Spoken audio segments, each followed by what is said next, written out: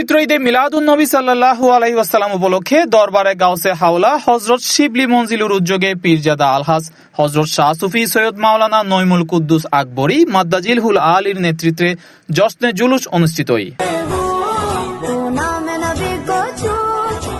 বুধবার 26 আগস্ট নেত্রকোনা কেন্দুয়াস্ত খানকা শরীফ হইতে পবিত্র ঈদে মিলাদুন্নবী উপলক্ষে জশ্নে জুলুসের বর্ণাঢ্য র্যালি বের হয়। জশ্নে জুলুস খানকা শরীফ হইতে শুরু করে কেন্দুয়ার প্রধান সড়ক প্রদক্ষিণ করিয়ে এনে খানকাতায় এনে শেষ হয়। এ সময় উপস্থিত আছেন নেত্রকোনা 3 আসনের সংসদ সদস্য আলহাজ ডক্টর রফিকুল ইসলাম হিলালি সহ প্রশাসনিক ও স্থানীয় নেতৃবৃন্দ এবং আশিক রসুলকলও উপস্থিত আছেন।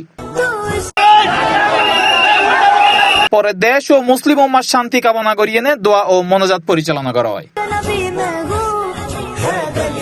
C+ TV, Chittagong.